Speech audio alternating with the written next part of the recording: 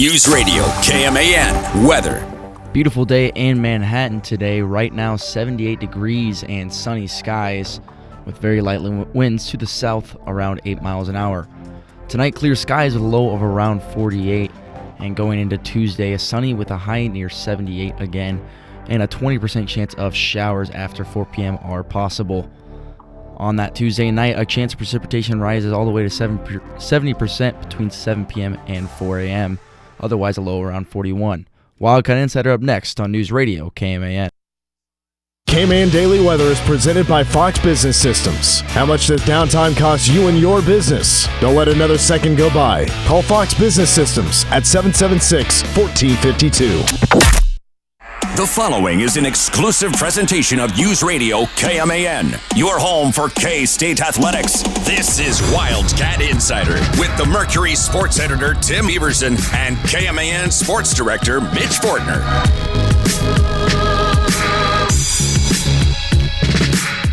Last week of K-State sports might have been the best week of K-State sports that we've had so far this year, with the K-State women going on a run.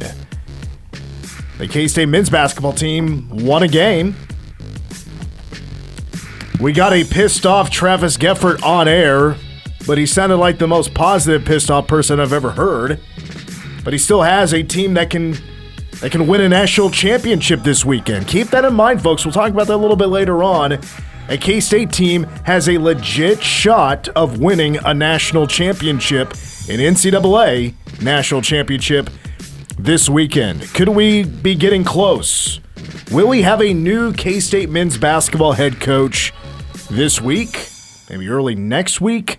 Plus, we'll hear from the voice of the Wildcats, Wyatt Thompson, as he always does. Will be joining us at 5:10 while he is on his way to Kansas City. Phone line and text line are open, 785-537-1350. About to jump on that right now because I know we've opened up Passport to Cancun. For those that haven't heard, we are giving away an all expenses paid trip to Cancun, Mexico. We're giving away that trip in May, and if you want to go on that trip, you got to text Cancun to 785-537-1350. I've noticed a lot of people today have been texting in dates. I don't know if this is like a birthday giveaway or something. I don't know what this is exactly, but if you want to go to Cancun, all expenses paid, thanks to Stop Phillips 66 in the Friendship House, text 785-537-1350 if you want to go. But I'm also giving away Batcats tickets for tomorrow. And that game tomorrow at Toyin Family Stadium is against Wichita State.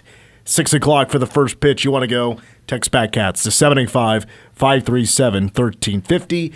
If you want to get into both, if you want to go to Cancun and you want to go to the Batcats, send 2 different texts if you don't mind, so we can, obviously tell the difference when we do the random drawing a little bit later on.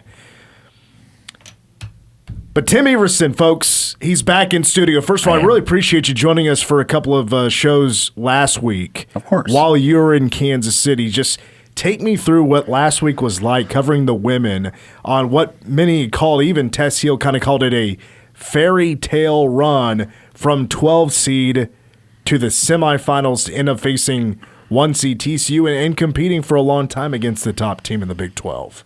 Yeah, so I think going in, I was definitely expecting them to handle Cincinnati. So I expected to be there at least one extra day, and then I think we had a conversation about this, I think, earlier, is that their path to that semifinal was pretty good. It was actually doable, yes. Yeah, Cincinnati and then 2 teams that they'd beaten before in Texas Tech and Oklahoma State. And if they, found a way to press the right buttons and, get those teams where they want them, they could easily kind of get to that point. And it wasn't easy at all. But I don't know, just kind of the way that those 2 games happened. Texas Tech with the 7.5 minute scoring clamp down / 21 unanswered run. Just one of the craziest quarters of basketball that I've just incredible that they held them without scoring for that long. And then with kind of how the craziness that the Oklahoma State game ended in, you're hitting shots, you're reaching with 1 second left on the clock, you're calling a held ball when a player's being tackled. I mean, just you had a little bit of everything. You want to talk about how bad referees are in women's college basketball? I think we had a few instances in the Big 12 tournament, and I'm sure more happened outside of our game. It is just, to me, it's too much assuming there was a foul. Yeah. It's not every time. It's a lot of, It's more on the block charge situation where there's flopping. I mean, this is a sport that is just awarding flopping, and it's horrible for the sport. It's really bad. It's a bad look for women's college basketball. But you're right. That Oklahoma State game, it was a bad call and then another bad call, which K-State ends up being the benefactor because Tess Heal's shooting the free throws to win the game. Right. And what that left Oklahoma State was they have a second left or 2 seconds left. When that foul occurs. Less than 2 seconds, yeah. And the game was tied, right? Because Oklahoma State had just hit a three off of the held ball, which you're right. K-State, who was it that had the ball? Was it whoever it was? I believe it was Taryn. Taryn just wrapped up from behind. Right. Just getting basically not tackled, but wrapped up. It was clearly a foul. It was taking place, but they called the jump ball because there's another player for Oklahoma State right there trying to tie up the ball. Referees talk about it. But then we go to the other end. Oklahoma State makes their three. Here comes the Cats just hoping for a half-court heave. Yeah.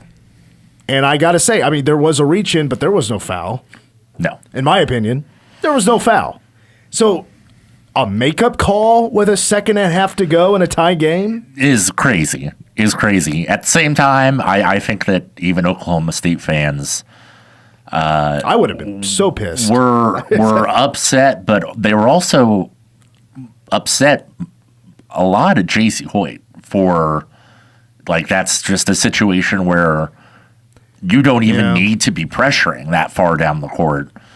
Like, yeah, K-State has some good shooters, but if they hit a half-court buzzer beater, that's a better way to lose than foul and send someone to the line tied up with a second and a half left to play. And you're talking about Tess Heal, who lives at the free throw line. Right, exactly. That is her comfort zone. That's the last person you wanted to send to the line if you're Oklahoma State, and maybe that's why the ball was in her hands in that moment. Absolutely. Just in case Oklahoma State was going to foul. Mm-hmm.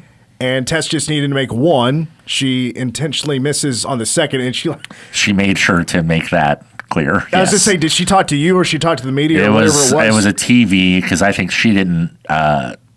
She didn't go to the podium or whatever because they had locker room interviews too. So I didn't get to talk to her after that game, but I think she was talking to one of the TV people, and yes, she made it very clear that was an intentional miss. Because she takes her free throw shooting very seriously. We love Tess for it.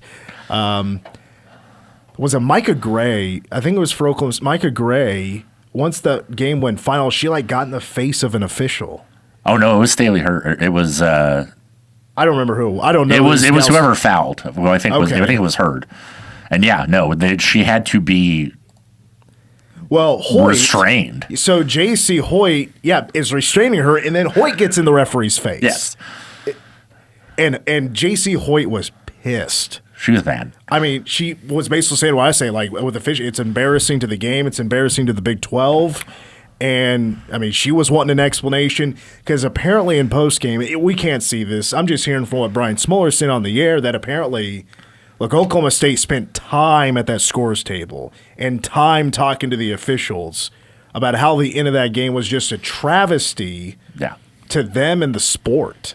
And I'm like, look, I mean, I hear you. I expect you now to get fined for that, and I respect J.C. Hoyt very much. I mean, used to coach here, was an assistant here, and she has been such a quick riser in this sport as a head coach and has done a wonderful job. But that game was, I mean, that was just such a – I mean, that was a nail-biter. K-State at that point was probably playing with house money, but also at the same time, what they were trying to still play for is, look, get a couple of wins here in the Big 12 tournament, be at least 500. Look, this is your shot then to get to some sort of postseason play. Yeah. And if it is the WBIT, that would be honestly, for this season and what has happened with just the ups and downs would be wonderful. Let me get to some audio here from Coach Mitty talking about the hopes of playing postseason basketball with this team. We're an interesting case study for anybody taking a look at our resume. I hope we're playing in the postseason. I've seen it be valuable for teams. I've seen it catapult them into the next season. You're seeing that across the country. If you go back and look at even like the WBIT a year ago and look at some of the teams that are competing to host, competing in the top 15 in the country, there's some value in it. So if you haven't been following along with K-State all season long, yes, they've had some pretty major ups and downs. They started 3-0 and then lost to South Dakota at home, lost back-to-back then to Texas A&M, who comes in and wins by 5. Right. K-State loses at Green Bay. You lose to South Dakota State, but they got wins over a top 15 Ole Miss team. They did lose to North Carolina, but they would come back and win some big games in conference play, including over Oklahoma State, including over Texas Tech. Like, it's such an up and down resume, but something very important to point out is that K-State has played the 9th toughest schedule in women's college basketball this year. The 9th toughest. Yeah. With that as well, they're the 3rd youngest team in America. They wanted to go to Kansas City and prove a point. That and some national people even kind of called K-State out on this. Like, look, K-State is just one of those teams. And I had said it all year. They are a feisty team. They have that dog in them. They're talented enough. Yeah. I think they just play up to sometimes the opponent in the situation. But in this Big 12 tournament, look, I mean, to me, they look different. They look different in the aspect of they just seem to have a better flow. Jordan Spicer was a 5-star confident basketball player who shot 48.5% from three-point range. She was named to the all-tournament team. Nastia Klassens was probably K-State's best all-around player. Which is who I voted for the all-tournament team. I did not vote for Jordan, although she was deserving. Yeah, if you're going to put one player in there, it's either Jordan or it's Jordan scored more points. Right. I thought Nastia, and she was just draining threes in a handful of games.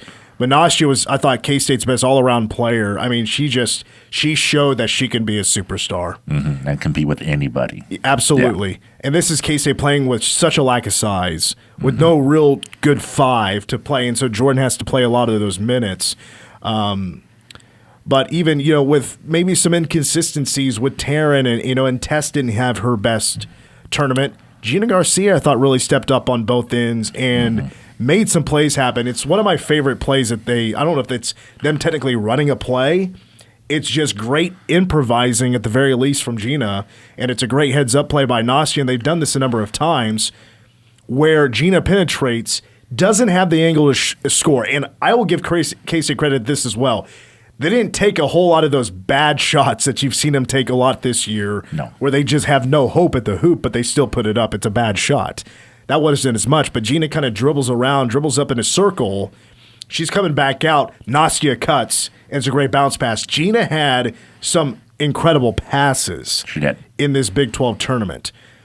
But you shoot 17 threes against Cincinnati. You come back on a 21-0 run against Texas Tech. You hold on in the final seconds with whatever foul calls, and you beat Oklahoma State.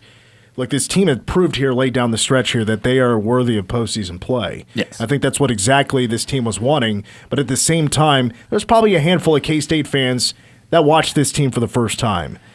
I think this K-State fan base kind of fell in love with this team. If you hadn't already, which I can understand if they're with the ups and downs, they could be a love-hate kind team, and I mean that with all due respect. But with just how hard they played and the talent that they truly showed, it's like, team, please stay together. Yes. Because this could be special. And maybe it is this postseason run that kind of proves it to them, to K-State, and then, NIL will have to come into play as well that, look, there's probably a good shot that most of this team stays together. Absolutely. And just talking to some of the players after the TCU loss in the locker room, I just tried to go around to a couple of the freshmen and talk to Gianna. She seemed excited about wanting to keep this together. Jordan Spicer, when I asked her about it, the first thing that she said, well, we got to keep everybody together. That's good. Talked to Anaya Foy after the Oklahoma State game. Anaya was so good also. Tech and Oklahoma State, she was really good. Yeah, you needed really someone to come off the bench, hit threes, play really good defense. I mean, she's only scratching the surface. And then Brandy Harrod also, expressed interest and excitement in how good this core of freshmen could be as the years go by. Whether that means anything, obviously they all have to talk to their individual families and agents and whatever. And, so we'll see what happens. But I know, at least from the K-State side, I've been told that, like, if of that group, if anyone does not stay, it is not because K-State does not desperately want them to stay. So they want to run this back as much as anybody. I just hope that they get the opportunity to do so. With, of course, filling in some gaps. Tess wouldn't be coming back. You need a 5. There'd be work to do. But so few gaps compared to what you had to do this past offseason. Very true. And we're still 2 years out from Maddie Vickery. Yes. She's just a junior now at Washburn Rural. A couple of other things. Against TCU, didn't really get to watch much of that because I was calling baseball, but did it look like legs were getting tired, that this team was getting tired? I mean, for them to be down, a point or two at the end of the third quarter, I was like, man, this is going way better than I thought it would, honestly, against TCU, who you didn't play that long ago, and I can't remember when that game was. That was the first game of Big 12 play. Oh, there you go. Well, it had been a while. But it didn't go well. No, it didn't. It hadn't been going well, period, for this team down the stretch. But TCU's coach even talked about this after the game, how different this K-State team was from the team that they played in Fort Worth. Yeah, you could tell that, legs were getting tired, shots were just not falling. They missed a lot of gimmies at the rim, things that they were not doing. Things that they've done throughout this season, but things that they were not doing the past 3 games when they were playing so well. Well, if there's one thing that drives me nuts about this team than anything, there's not a ton of things, but there's one thing, and it's the missed layups. Yeah. Drives me up a wall. You and Jeff Minibo. Sure. I don't think I've ever seen a team that the vein in his head just getting larger and larger after every one. It's just like were the crowds getting bigger and bigger every day? Yeah. Definitely, for sure. Saturday was the largest that we had seen. The Friday, because it was Oklahoma State, that one was pretty good on both sides, just because how close both are. Sure. Stillwater's not definitely drivable. And then I would be curious to see what kind of crowd TCU and West Virginia got, because obviously, you take KU, K-State, and Iowa State out of it. How many people want to stick around for that? I don't know how many K-State people, if they had tickets for the Sunday game, if they stuck around. But they were not. Yeah, TCU controlled the last quarter and a half or whatever, but they were very competitive when you consider the size difference. When you consider the fact that it was their 4th game in 4 days compared to just the 2nd game in 2 days for TCU. It's about as good as maybe you would have hoped for if you didn't kind of already have a little bit of they may have the magic sauce to ride this all the way to the end. But you gotta throw your hands up. They did a great job. You think about Nastia can play another season here. Gina Garcia has 3 seasons left. Jordan Spicer has 3 seasons left. Taryn has another year to go. Mm-hmm. Naya's a freshman. Brandon Harrod's a freshman. There's others I'm forgetting. But I say that as in, I don't expect everybody to come back. No. And, not everyone should. I'm not going to mention names, but yes, not everybody should be coming back. With that being said, everybody knows that K-State needs a 5. Yeah. That is, hopefully it's a more manageable market instead of just the complete chaos it was last year for a Star 5 that just wasn't doable for everything that K-State had to replace. Yes. This Big 12 tournament feels like it was the big step forward for the future of women's college basketball, or K-State women's basketball, that they were needing. And hopefully they get the postseason play to more practice, more experience, go win the whole thing if the WBIT will take them in. I think there's only like one or two Big 12 teams that got in it last year. And right. Arizona, but none of them were 18 and 17. No. That close to 500. So, like Jeff Mitty said, this is an interesting case study because there's a lot of great things to be proud of this team. A lot of games you would want back. Right. There's some bad losses in there as well for the Wildcats. Men's basketball talk coming up in hour number 2, including we're going to chat with Wyatt Thompson. Is K-State close to hiring a next men's basketball coach? But coming up next, we'll get to the Batcats. I was there for all 3 games at Toyton Family Stadium, and holy offense, it's what they needed. We'll be back about K-State baseball. If you want to win tickets to the Batcats against Wichita State, text Batcats to 785-537-1350. We're giving away the tickets in hour number 2. We'll take a break on K-Man. You're listening to Wildcat Insider. Whether it's game day or a night out with great live music, Bottle Cap Sports Bar delivers the atmosphere you're looking for. It's Manhattan's go-to spot for catching every Wildcats or Chiefs game and enjoying live music that plays the songs you actually know. Come early for a good seat, great music, and cold drinks served up right. Stay in the loop. Check out their Facebook page for the full schedule of events. Bottle Caps, where the music's live, the game's always on, and the vibe is just right. Bottle Cap Sports Bar located on West Anderson across from Dairy Queen. In Manhattan, building community means more than bricks and beams. It means innovation and partnership. At McCown Gordon Construction, we deliver feature-focused solutions to projects that shape our region. From advanced research labs to vibrant education, healthcare, and community hubs. We're not just building projects, we're building the future of the Flint Hills with unmatched customer experience and value-driven strategies. We're building for tomorrow. Visit kansas.mccown-gordon.com. I'm Taylor Bisciotti with NFL Network Now on the Westwood One Radio Network. The Raiders are trading defensive end Max Crosby to the Ravens in exchange for Baltimore's number 14 overall pick in 2026 and a 2027 first-round pick, according to NFL Network insiders. Crosby posted a video message saying, "I bleed silver and black, and that will never change. I'm a Raider for life."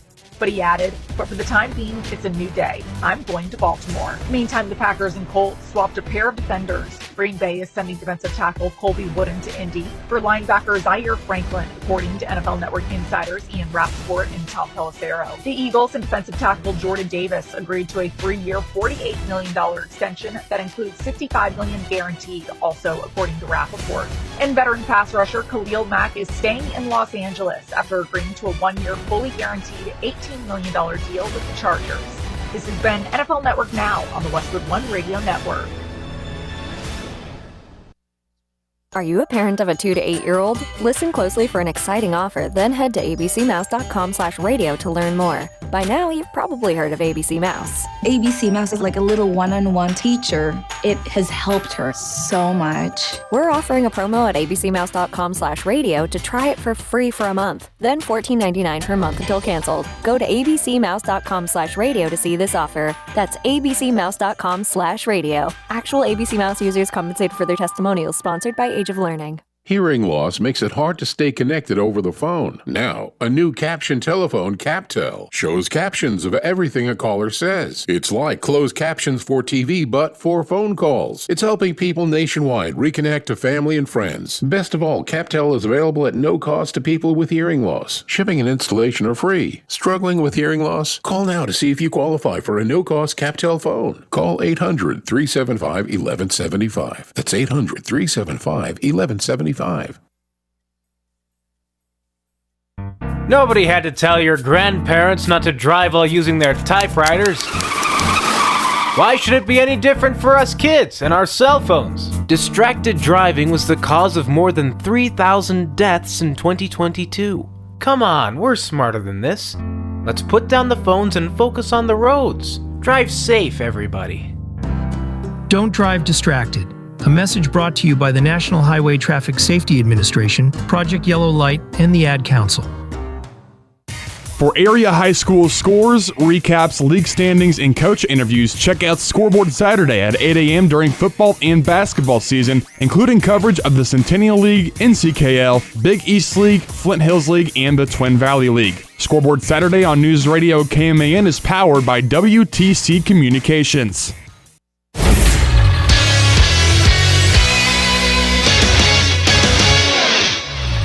I'm Gavin Hyatt with a Wildcat Insider Sports Update brought to you by Bottle Cap Sports Bar.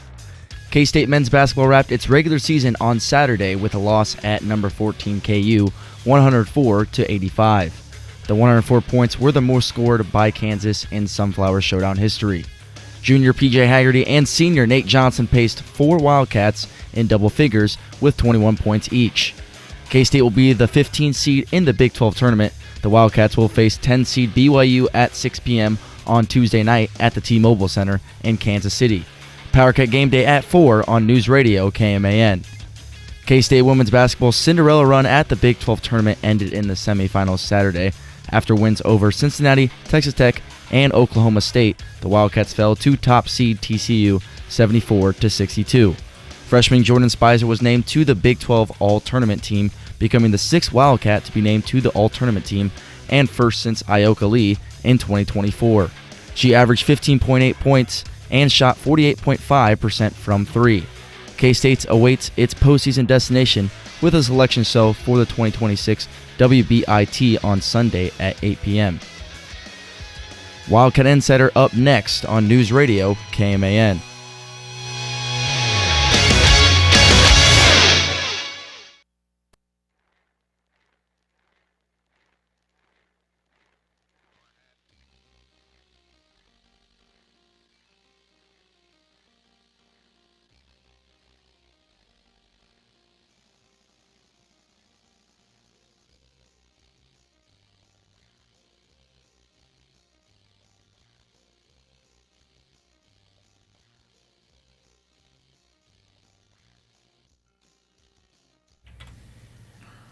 The men's All Big 12 awards have just been announced.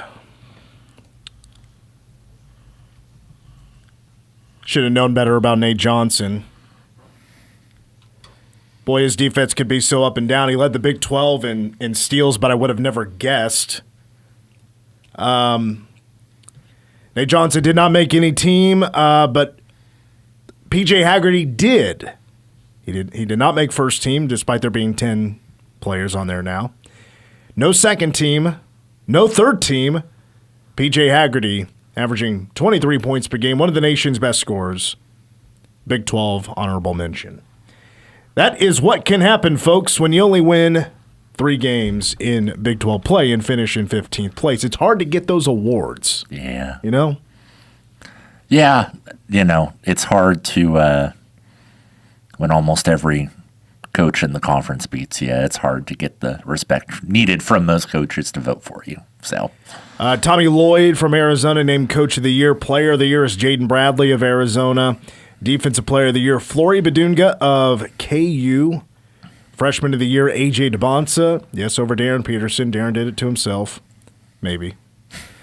I don't know how legit everything is. I question it, obviously. Melvin Council from KU is the Newcomer of the Year. Sixth Man of the Year, Toby Owaka of Arizona.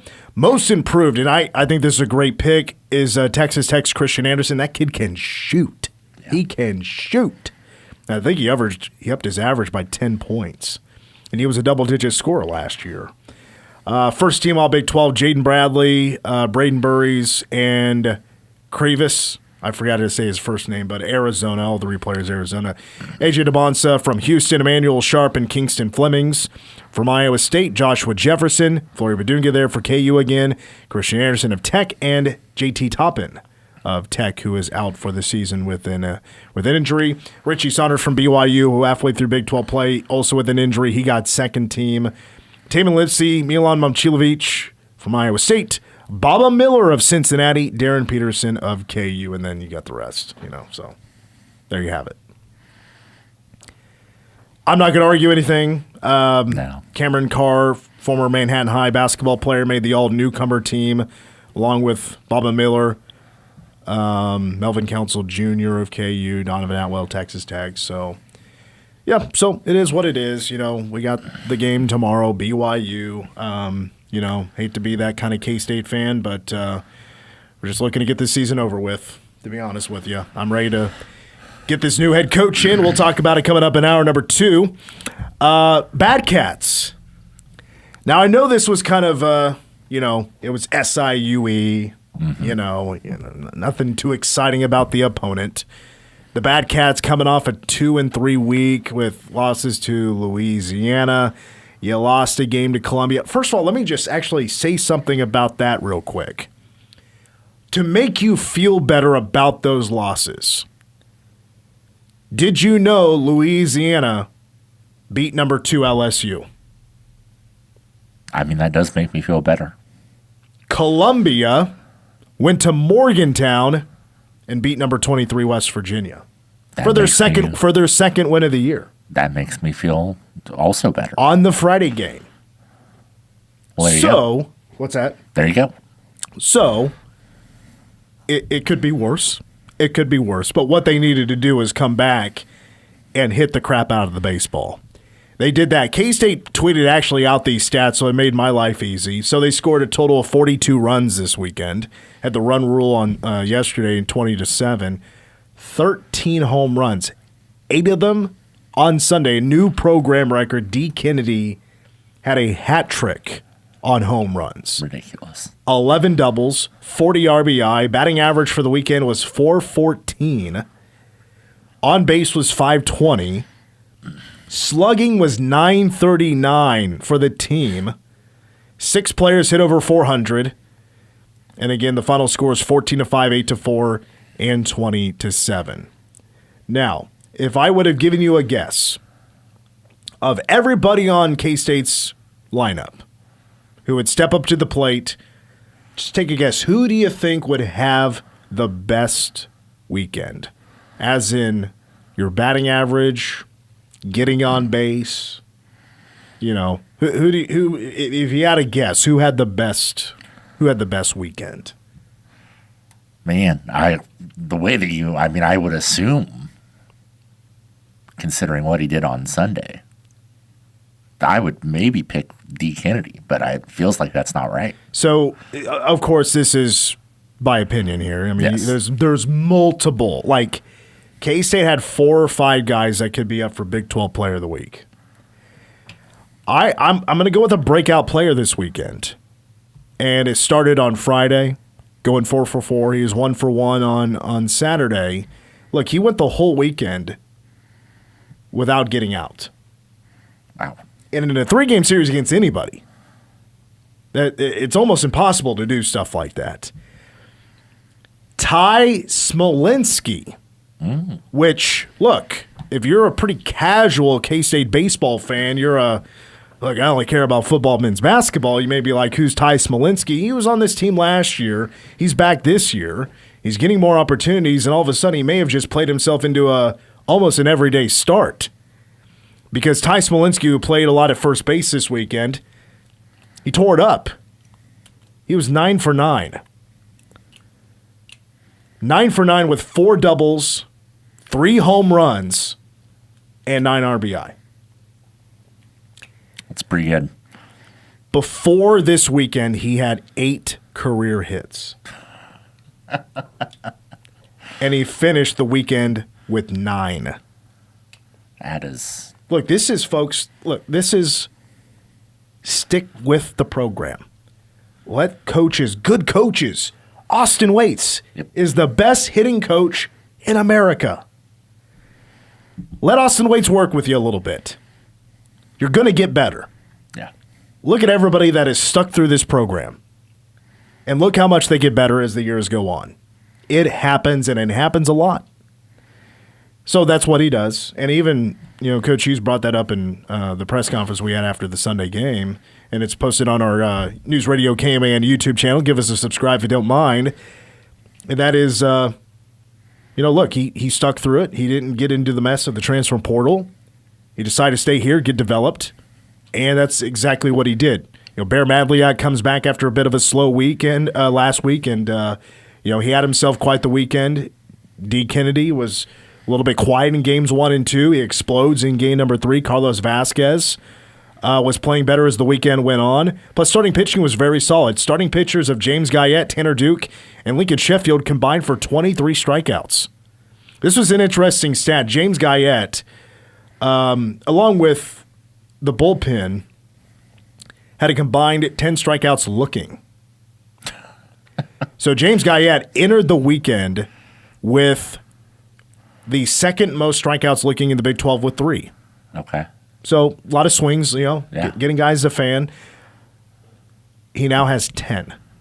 That's ridiculous. I think he leads the Big 12 now in strikeouts looking, if you like that stat. But no, pitching for the most part, with the exception of maybe the ends of Saturday and Sunday. Those were grinds to end those games with the opposing team, SIU East, with some threats. It was all over with on Sunday, but Saturday, in the final inning, SIUE has the tying run in the batting box, the batter's box, trying to swing away, trying to tie this game up.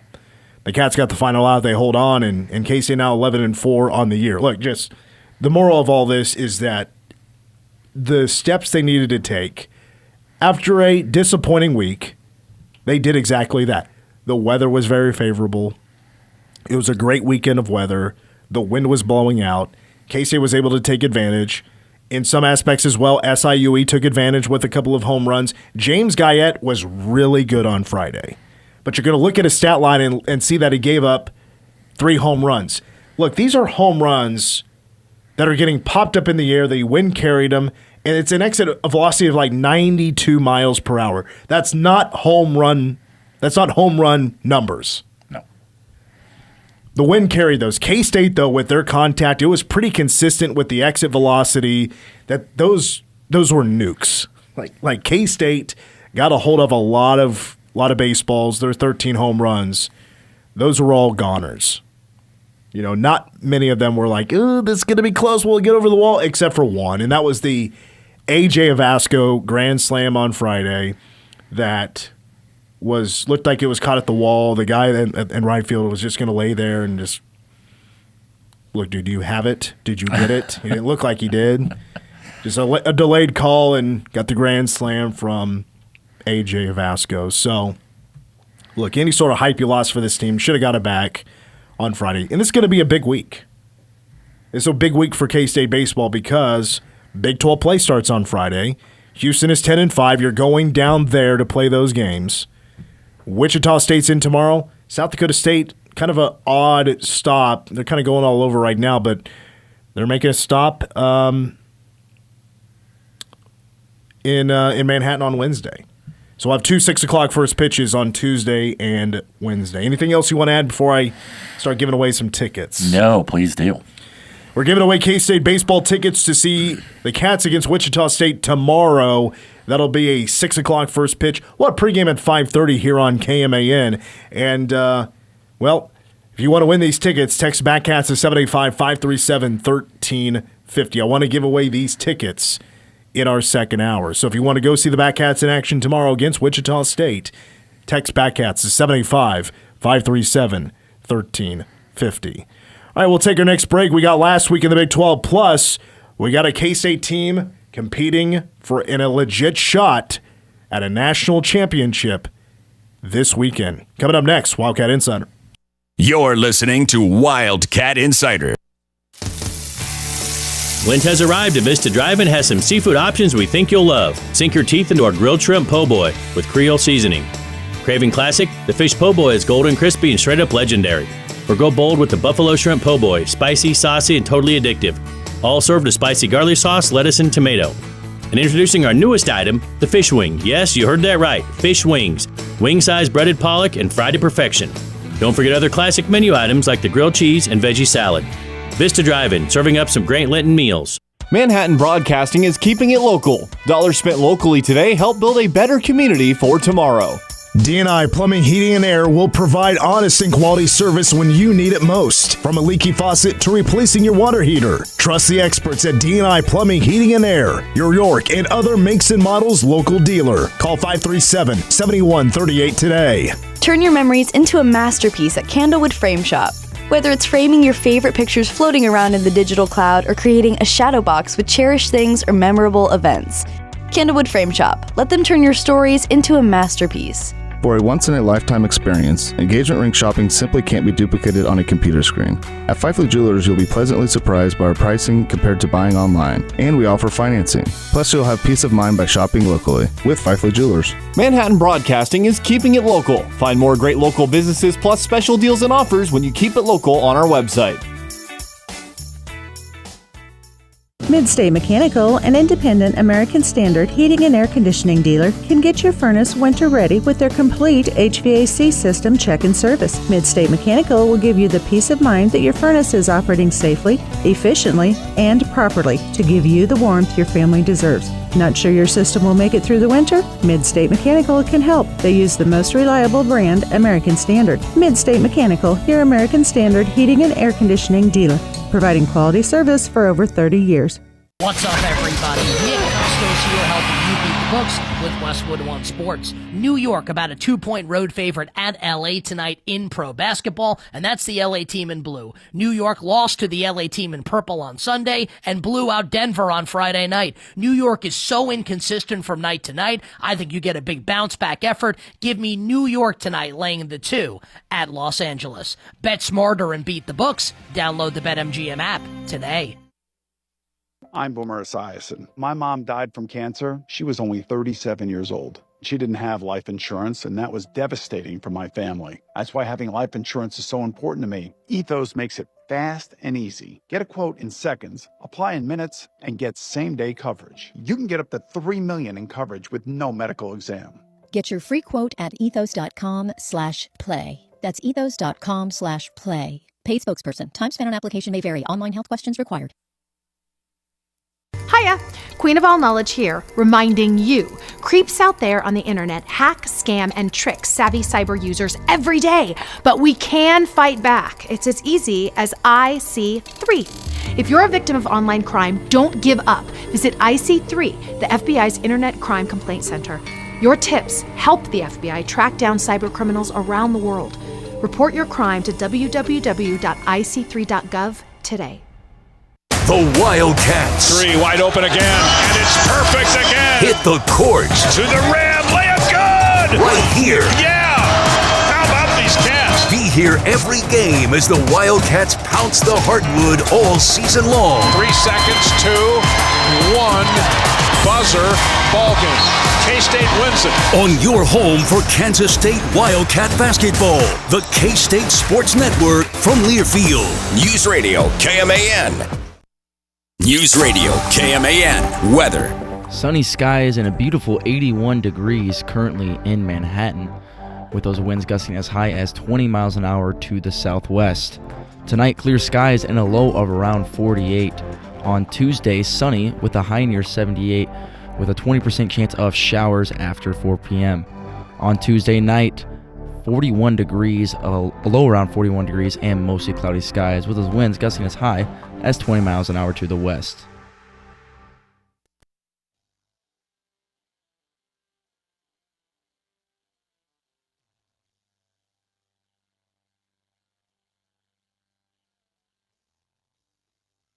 All right, Wildcat Insider continues. Mitch Fortner, Tim Everson from the Manhattan Mercury and PowerCat Game Day. Gavin Hyatt across the glass today. Phone lines, text lines open, 785-537-1350.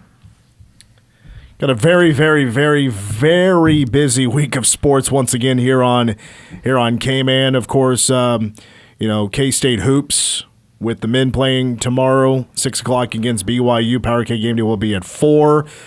We will start pregame coverage of the Batcats at 5:30, and the K-State men's game will be on K-Rock. Wednesday we'll have Manhattan High hoops taking on Shawnee Mission South, first round of the 6A state tournament. Wednesday, 5:30 pregame. Baseball will be online only, 1350kman.com. Until we'll join in progress here on air after the Manhattan boys get done. We're hoping maybe as well to bring you some Rock Creek basketball. Both teams have made it to the state tournament. What a buzzer beater, by the way. I know. A buzzer beater for Gavin Rosa. I hope you've seen the video. Get on the K-Man Facebook page if you haven't, or the Mercury Facebook page is where it was originally posted. It was the crowd pop of the week. The place went bonkers. The Rock, as they beat Bishop Miege, which if you know anything about the private schools that, play 6A all year, then, but they, with the enrollment, they're 3A and 4A, and then try to beat up on those teams, in the postseason, things like that, It was good for the public schools to get one. Yes, because Bishop absolutely. Miege just wreaks havoc on 4A once it gets to postseason. Anyway, let's get to some other K-State things here, including indoor track and field. Yes, it is that time. Because Friday and Saturday is the NCAA championship in Fayetteville, Arkansas. I caught up with head coach Travis Geffert last week here on the show, and here's what he had to say about expectations for the Cats, thoughts going into the Big 12 the NCAA championships Friday and Saturday in Fayetteville. Well, we got 16 athletes qualified, 9 men and 7 women, and we're going down there and hoping for a top 10 finish on the women's side, and I think we got the bullets to do that. And then on the men's side, we're trying to get in the mix for a national title.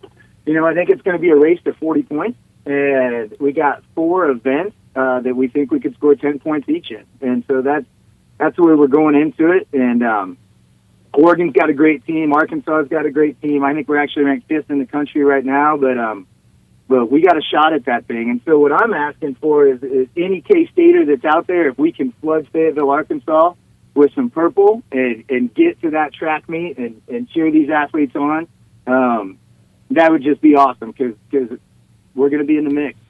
So there you have it, Travis Geffert, director of K-State Track and Field and Cross Country there for the Wildcats, in the mix. That's what you like to hear. They are ranked 5th in the nation on the men's side. I believe they're ranked 10th on the women's side. So, I don't know. Still, I can't really give you 10 minutes on track and field, and I'm not going to because I hope they do the talking this weekend. But I'm going to do my best to pay attention because, look, this is the closest any sport has had to legit shot of winning a national championship in some time. Yes. This is a legit shot for the men to win a national championship. Now, are there a few better teams? Maybe. But, it's kind of who knows at this point because I'm sure K-State's already competed against a handful of these teams and know what to expect, and things just got to go right. It's all about exactly. If things go right Friday, Saturday for you, that's great. Doesn't matter who's better. It's who's better that weekend. So we'll see. I'm sure it's going to come down to quarters of an inch and, milliseconds, noses and milliseconds. And, it's photo finishes, things like that. So I'm very fascinated to see what happens, of course. And I think, K-State fans will, hear the message there. And I'm sure some will travel down to Fayetteville. It's not that far away. Baseball was just there a couple of years ago for the Fayetteville Regional, which the Cats won. Cats have some pretty good luck down there. So let's just see what happens. I'm excited. I'm excited to. I don't know. This has all been kind of a new experience for all of us. Again, I remember watching different individual athletes, watching some high jumpers and stuff make it to nationals and see, they were able to come away with gold at the national meet. But man, national championship as a team would be huge. It'd be incredible. It would be the first. The university's history. Yes. I don't care what sport it's in. I just can't wait for the first to happen. And I'm going to celebrate it like I would in any other sport. Raise the banner, man. I get in my car, honking the horn, go to a bar, cheers with some folks, and celebrate this thing. Okay, let's get to last week in the Big 12. Couple of Big 12 finals to look at here. That is determined seeding for the Big 12 tournament. But first of all, Arizona wins the Big 12. They get the outright title. They beat Iowa State, this was a week ago, 73-57. They smoke the 6th-ranked Cyclones. Tommy Lloyd's 140th victory. This is very interesting because he becomes the first coach, like the fastest coach, to reach 140 wins in NCAA history.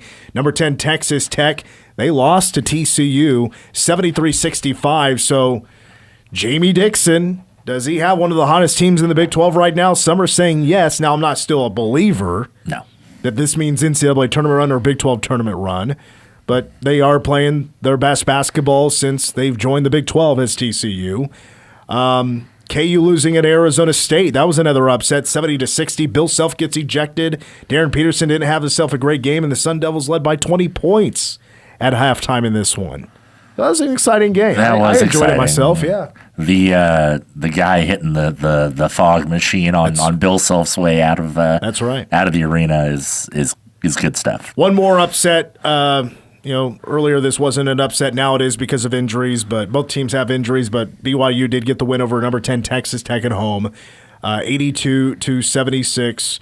Rob Wright had 27 points in the game, and that's exactly what BYU needs down the stretch if they want to win some games here in March. We'll see about tomorrow against the Cats. No Richie Saunders. So AJ DeBonsa and Robert Wright Jr., you guys need to you're going to have to step it up because there might be a little bit of purple in the T-Mobile Center. Emphasis on a little bit. Yeah, I mean, if it was another one of those Cinderella runs, I'm sure more folks would be showing up. Powerade Game Day does start at 4 tomorrow. There's no episode of the game tomorrow. But Powerade Game Day at 4. The K-State men against the 10 seed BYU will tip off at 6 o'clock at the T-Mobile Center in Kansas City. Coming up next, Wyatt Thompson. Plus, we'll get to K-State men's basketball. Are we getting close? You're hearing who the next head coach is going to be for K-State men's basketball. That's all coming up next. Hour 2 of Wildcat Insider. It's after these words on News Radio KMAN.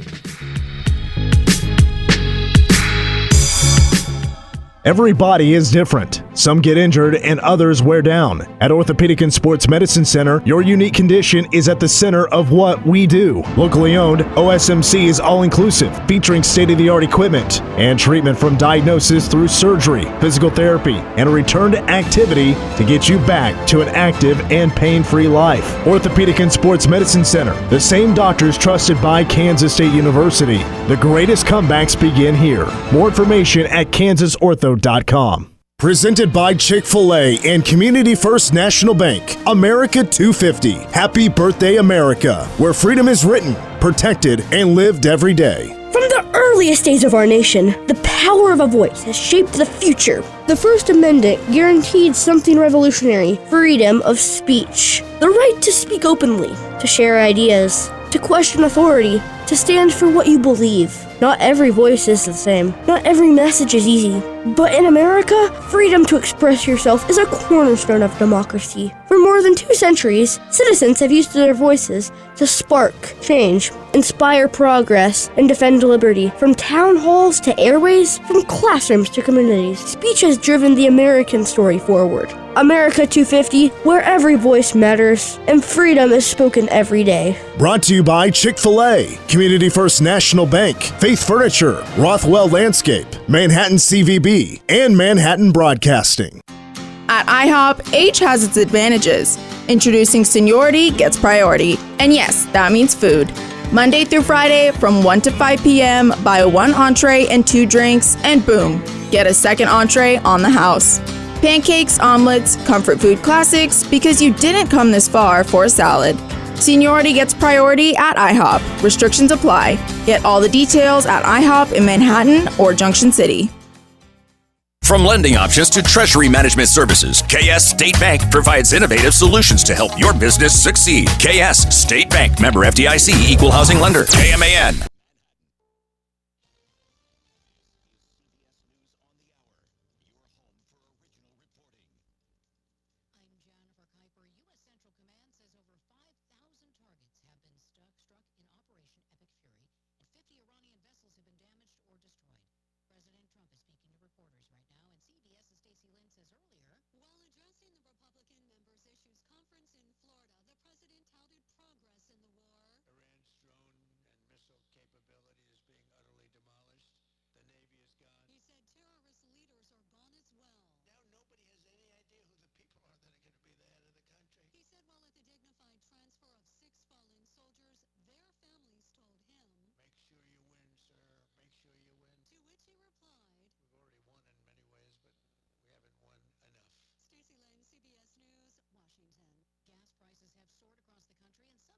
drivers are experiencing sticker shock at the pump.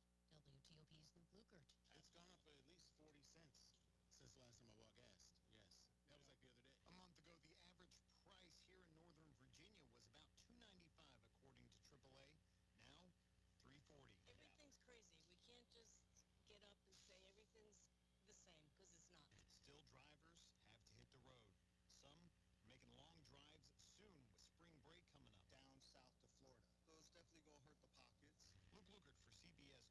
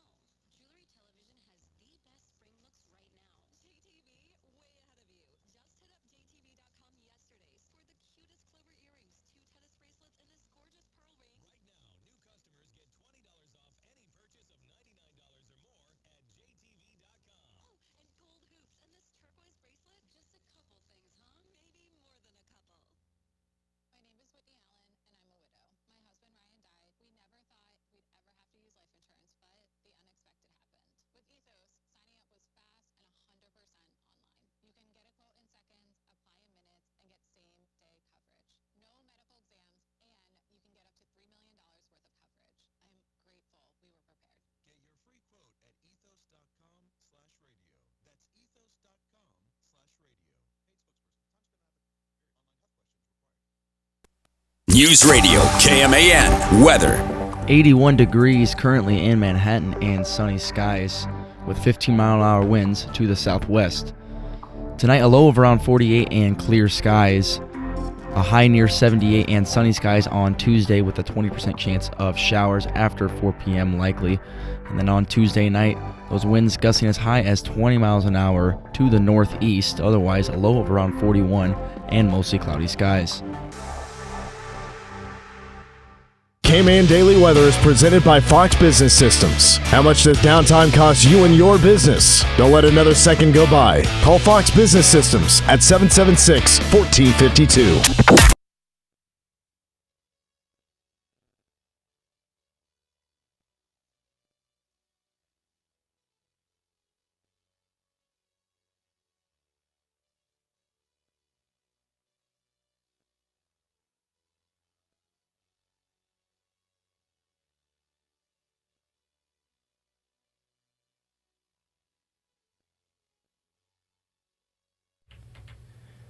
Gavin, are we on the final countdown of finding that new K-State men's basketball coach? I think so. It sounds like it's progressing pretty good. Are you rocking a mustache? I am. I've been the past 2 weeks. I've been trying to grow it out. Yeah. All right. Just kind of prepping it for spring break, just see how it is, and so I'm liking it so far. You and the boys are gonna mustache up for spring break? There's a couple that are, but. Okay. But I decided to go along with that train. I've never tried to grow it out, but I just figured I might as well try it this time. And when is spring break? Next week. Oh, it's next week. Yep, next week. All right. Get the full week off. So we're all heading down to Florida. What part? So, Daytona Beach? No, Panama City Beach. Oh, Panama City. Oh, yeah. Driving down there too. So. Oh. Yeah. How far is that drive? Close to 17 hours. Dang. So, what day when are you gonna leave? We're heading Friday night.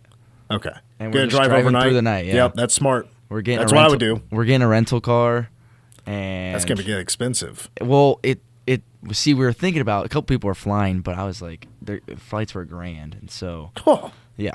So I get it because you're flying into a hot destination. Yeah. So yeah, I get it. Yep. I never did the big. Well, see, I'm a pro wrestling guy. WrestleMania was always around spring break, so I would just do the WrestleMania thing. I never wanted to be just on a beach, even though, I get that, why you would want to go. It's a big time to go party and stuff and meet gals and, Well, we went to Canada last year, so this is like a complete 360. What was in Canada? Just fishing? No, well, half the group went fishing. We also went to a casino. And then that was our first experience at our casino because it's 18 plus there. And then we went to a hockey game. We toured the football stadium there that they have there, CFL stadium. Okay. And so there was it was definitely a way different experience. What we're gonna, the weather obviously is gonna be a complete 180 from what it was last year. Now, have you been? You've been lifting any weights, getting the beach bod ready to go? Oh yeah. Okay. Yep. I've been doing some cardio. I've been doing weights. So yeah, I'm prepared. All right. Well, I hope you have a good time. We'll definitely talk more about that later on this Yep. week. I want to get more details out of you. No show tomorrow. I'll be doing Power Cat Game Day. There's no The Game tomorrow as K-State Men network coverage is at 5, tips off at 6, but at 5:30 we'll be joining up with K-State baseball, taking on Wichita State.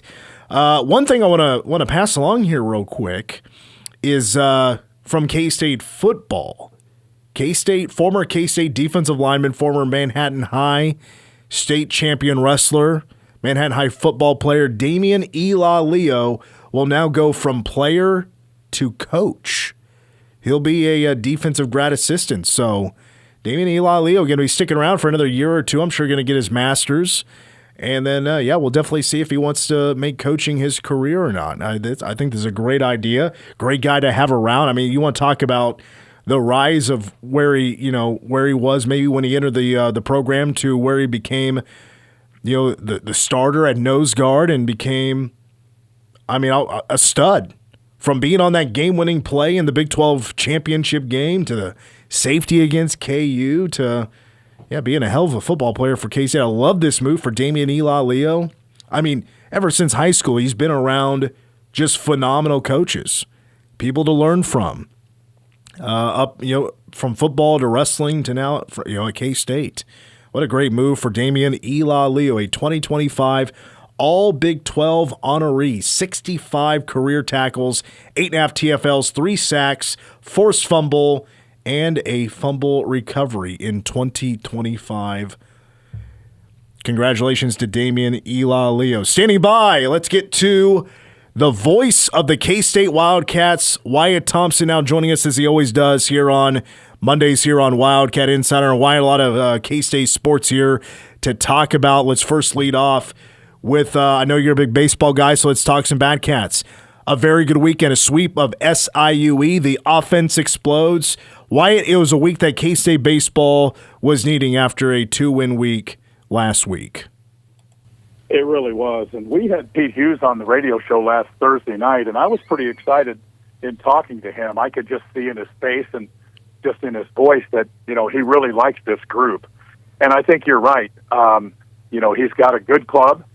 He's got a really good mixture, I think, Mitch, of returning guys, quality leaders, and then also some new/younger guys that I think are starting to make their way. They need to stay healthy. If they can do that, that would be very, very good. But I think overall you have to look at them right now and say that this has been an awfully good start, one of the best starts in Coach Hughes' career here. And that says a pretty good little amount, I think. And I think they are going to be pretty good defensively. I think they're pitching it pretty well, both in terms of the starters and the bullpen. And they're going to have a little pop from time to time, don't you think? Yeah, and I think they got a little bit of everything. It felt like this team wasn't going to be so much a home run hitting team, but more get on base, use speed, and get around the bases to score, maybe more small ball it. But, yeah, they're kind of proving to do everything right now.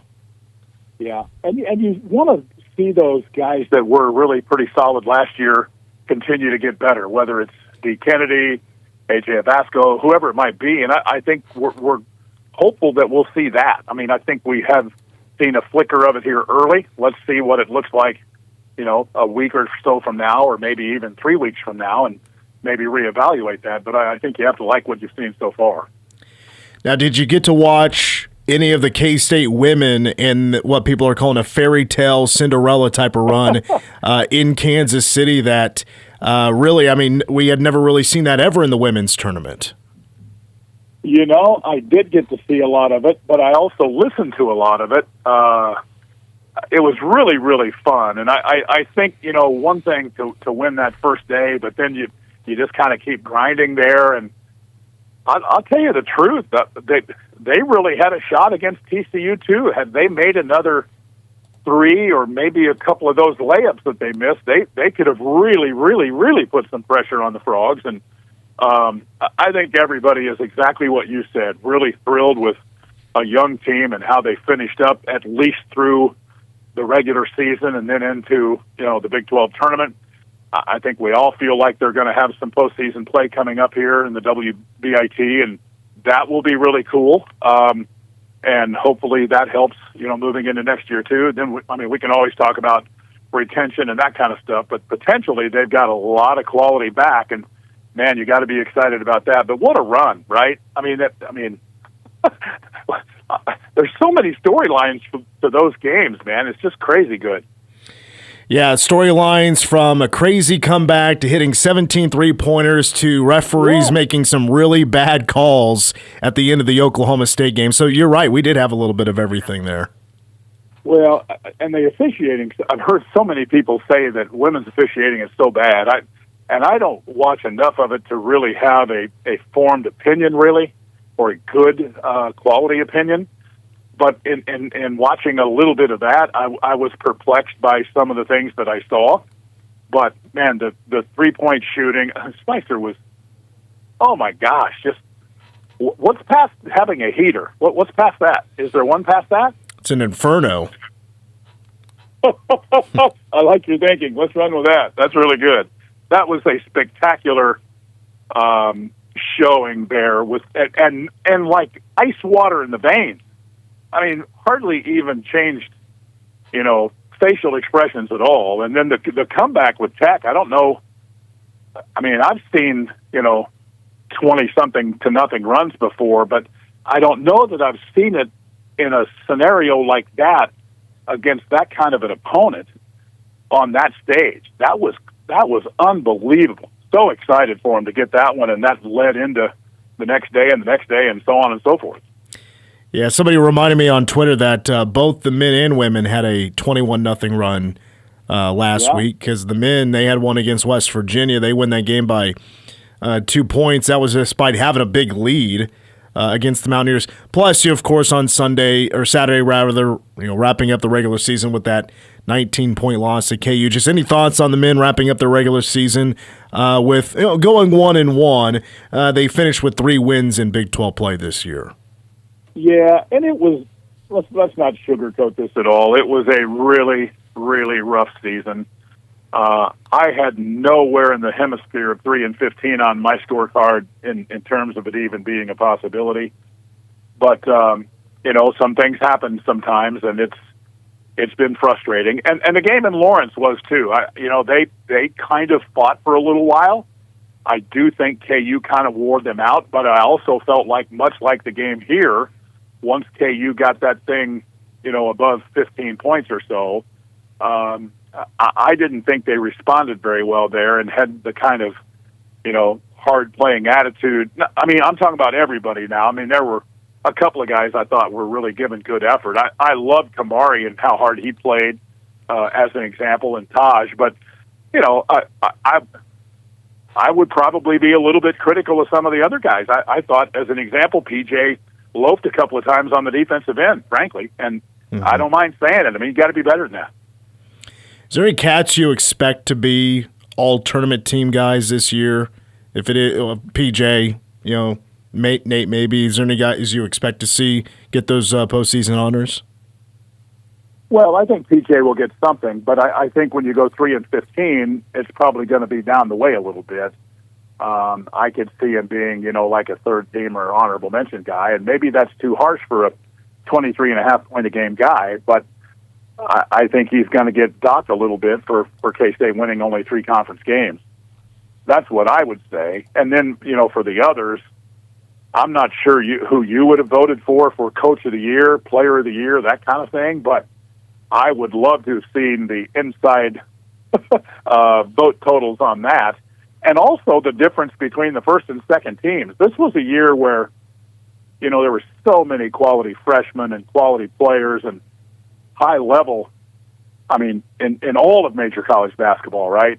And so that's going to be an interesting conversation for a day or two, probably. Do you not give it to Tommy Lloyd? Do you think it should be somebody else? No, I think you have to give it to Tommy, but I don't know that it's just necessarily what I would describe as a no-brainer. When you go 29-2, though, regardless of having a lot of your team back and then those 3 freshmen, that's really good work. But I also think that you look at what Johnny Dawkins did, I think he would have to at least have gotten, a few votes. And if you'd have told me when the year started that TCU would end up going 11-7, I would have probably said, nah, I'm thinking no there. I'm not saying Jamie should have won, but I also didn't think they'd win 20 or 21 games and go 11-7 in the league, if I'm being honest. That's the truth. I'm right there with you. I mean, just based on history, I'm sure you've heard the nugget or seen it that TCU had never had a winning record in Big 12 play since they had joined the conference, which is, I think that's... And they've been a tournament team some, too. That's the amazing part. No, it's crazy. It is. But we've also seen, like, some of these teams that are 9-9, just kind of the standard of what a Big 12 team can be to make the NCAA tournament. I think, who do you give the most credit to when it comes to the bottom half of the Big 12? Do you go, like, the comeback on the Cincinnati has had, like, is Wes Miller saving his job? Is West Virginia, should they be considered more of a bubble team that they have been recently? Or who else stands out in the bottom of the Big 12 of being an overachiever or an underachiever? I love the question because we talked a little bit about TCU, so we don't have to say a lot there, but I do think they overachieved. I think Cincinnati did both. They probably underachieved early, overachieved late. Would you agree with that thought? Yeah, Or at absolutely. least in the vicinity? The one team for me, and I'm not looking at them and haven't all year as an NCAA tournament team, but I would tell you from an athletic standpoint, just pure athletes with size and athleticism, for West Virginia to win 18 or so games, 18 and 13, I guess is what they were, against that schedule, I think Coach Hodge did a fantastic job. They didn't have hardly anything back.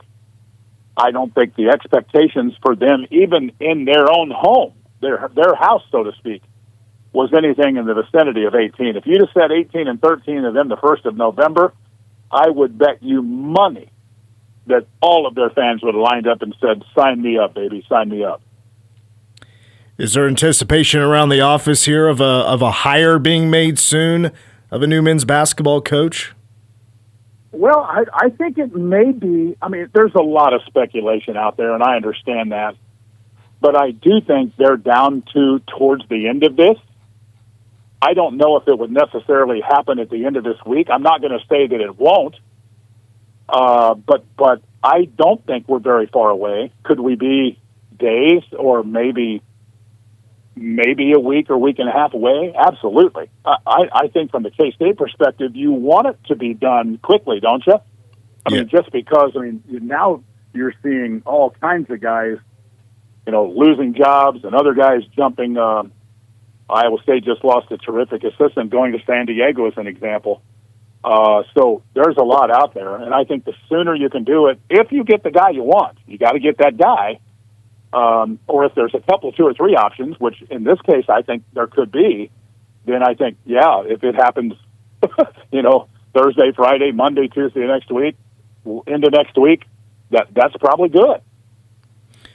Wyatt, to wrap up, Big 12 tournament obviously starts tomorrow, 6 o'clock tip-off against 10-seed BYU. Your thoughts on the Cougars this time around, especially since, this is going to be a different-looking team since the Cats saw them in Game 1 of Big 12 play. Well, yeah, especially, you said that perfectly, because remember, K-State started at home with BYU, and at that time, BYU was ranked 10th in the country, and they were 12-1, and everybody was talking about A.J. DeBonsa. Well, here we are, a couple of pretty serious injuries later. One was early with Baker, but losing Richie Saunders was just a horrible blow for them just because of all of the things he brings to the table. I think I know they're 2-4 since he went down. He went down early in the Colorado game. They won that game in overtime at home without him. So I don't count that. But in the subsequent 6 games, they've only won twice. And I think that says everything you need to know about how much of a glue guy he is. Plus, I've said this, I think, to you last week, 17, 18 point, 5, 6 rebound, couple of steals, 4 or 5 assist kind of guy. And great experience, right? Willing to take those shots that DeBonsa won't take. So I still think it's going to be hard for K-State to win that game tomorrow. But, I just wonder what the committee's going to do with not only BYU but with Texas Tech too. Yeah, with accounting for injuries, they're in, but where do you put them? Yeah, that is very interesting. Tech will probably be a 4, and that's probably fair. BYU could be, if they do anything in the tournament, maybe they'll be a 7. I've seen projections of 7 and 8, I think. You got Arizona as a 1, right? I mean, that's a no-brainer. Houston a 2. KU could play their way to a 3, couldn't they? I think so. I think. Yeah. Yeah. If not, they'll be a 4. Iowa State probably could be a 4. So the league is the top of the league's going to get some run, no doubt. Real quick, who's your dark horse to win the Big 12 tournament? Oh, that's a good question. The hardest thing to try to answer that is how motivated will everybody be? Two things I know to be certainties. Kansas and Iowa State is always going to have an advantage with the crowd and the fans. That's a given. So that would go against Arizona. I said it all year long. I think Arizona's the best team. They ended up winning the conference. But would I be shocked if Kansas or Iowa State won? No, probably not. I know they're not necessarily dark horses, but it's hard to win 2 or 3 games in 3 days, more or less, trying to do what K-State or, BYU's trying to do, and that's really, really rough. All right, Wyatt. Well, you guys still doing the dinner before the Big 12 tournament? You get all the broadcasters together to go shoot the breeze for a bit? The problem is it's going to be tomorrow night, right in the smack in the middle of when I'm working, or what I call work. Most people don't, but I'm just kidding a little bit there. But, yeah, it's a little bit harder now with the tournament spread like it is. And with the 4 games on Tuesday, and heck, you got some guys not even flying in till, tomorrow, Wednesday night rather. So I would guess we'll probably have 25 or so as opposed to 40 that we normally have. And unfortunately, Stan and I will be 2 that won't be there. Just Greg tell Rudolph from BYU won't be there either, so it is what it is. Just tell the guys have a medium rare steak ready for me at 8:30, and tell the board up like I do with my broadcast. Sometimes it's going to be a quick post game. Be ready for it. There you go. Wrap it up and let's roll. All right, well, I appreciate it. Safe travels. Have fun in Kansas City. We'll be talking to you soon. Thank you for your time. Yes, sir, partner. Appreciate you, buddy. Thanks. All right, big thank you to Wyatt Thompson, who's currently on his way to Kansas City to get ready for tomorrow's broadcast. Power Cat Game Day at 4 from 4 to 5. Wyatt takes over at 5. The whole game, the whole broadcast will be heard on K-Rock. We'll get you started, though, here on K-Man before going to baseball at 5:30. Well, we'll take a break. We'll talk more about this coaching search. Who could be the next men's basketball coach at K-State? Looks like the list is being narrowed down. Could we be getting close to a name? Somebody being hired? We'll even hear about it this week or next week. We'll talk about that when we come back here on Wildcat Insider. You're listening to Wildcat Insider. Whether it's game day or a night out with great live music, Bottle Cap Sports Bar delivers the atmosphere you're looking for. It's Manhattan's go-to spot for catching every Wildcats or Chiefs game and enjoying live music that plays the songs you actually know. Come early for a good seat, great music, and cold drinks served up right. Stay in the loop. Check out their Facebook page for the full schedule of events. Bottle Caps, where the music's live, the game's always on, and the vibe is just right. Bottle Cap Sports Bar located on West Anderson across from Dairy Queen. At ESB Financial, we think it makes sense to pay you. That's right, get paid 5.04% annual percentage yield on balances up to $20,000 with our free Kasasa Cash checking account. We'll even refund your ATM fees nationwide, and the best part is there's no monthly service charges or minimum balances to keep. All you have to do to earn your rewards are a few simple things each month. The best part? These things make banking easier. Visit esbfinancial.com to learn more. Special terms may apply. ESB Financial, member FDIC, equal housing lender. When severe weather rolls in, every second counts, and we're here to keep you ahead of the storm. Count on us for the latest alerts, live updates, and real-time tracking to help protect you, your family, and your property. From heavy rain and damaging winds to hail and dangerous storms, we'll guide you through the changing conditions and keep you informed when it matters most. Powered by Candlewood Veterinary Clinic, Manhattan Wrecker, Hummel Tree Service, Tallgrass Windows, and Ozone Roofing. K-State fans, football season tickets are on sale now as Colin Klein returns as head coach of your Wildcats. Some people like to visit physicality. We live there. We're going to be the new old school. Be in Bill Snyder Family Stadium for all 7 games this fall, including matchups against Tulane, Oklahoma State, Arizona, and KU. Order your season tickets by March 16th and receive an exclusive Colin Klein commemorative ticket. Visit kstatesports.com or call 1-800-221-CATS. In Manhattan, building community means more than bricks and beams. It means innovation and partnership. At McCown Gordon Construction, we deliver feature-focused solutions to projects that shape our region. From advanced research labs to vibrant education, healthcare, and community hubs.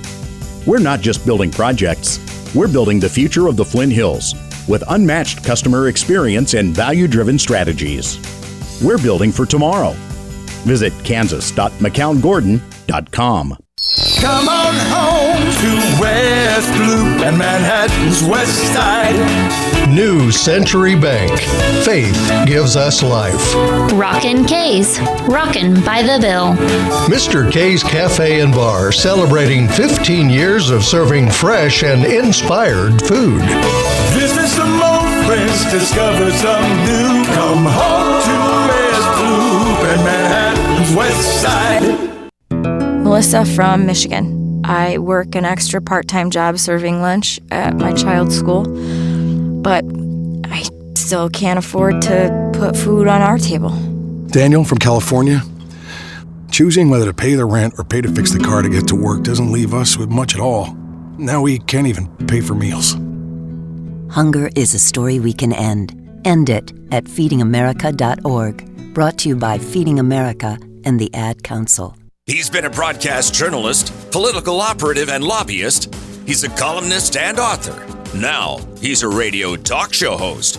Within Reason with Mike Mattson. A little over a month ago, a fire raged through the headquarters of the Manhattan chapter of Kansas Big Brothers Big Sisters organization. Area Director Michelle Sink and her team are still picking up the pieces. She'll join us Tuesday. Within Reason with Mike Mattson on News Radio, KMAN.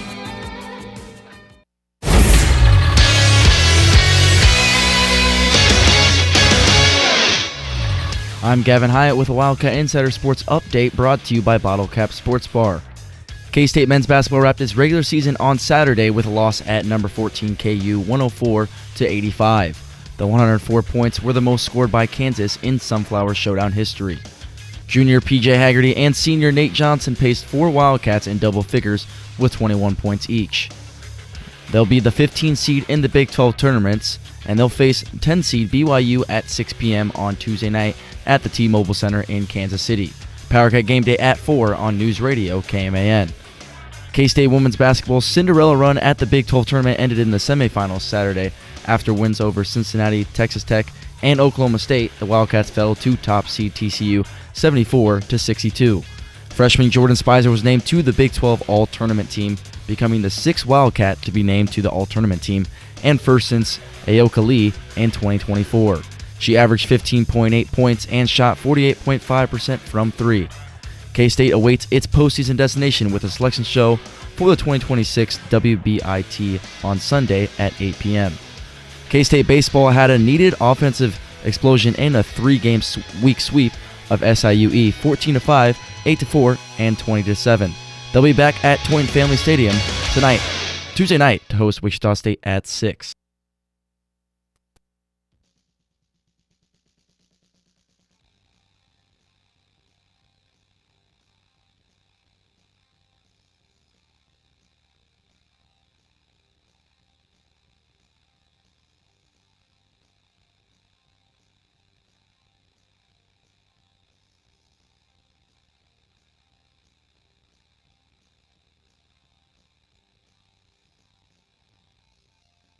I have sent the text out for the winner of the baseball tickets, but they have not gotten back to me as far as I can tell.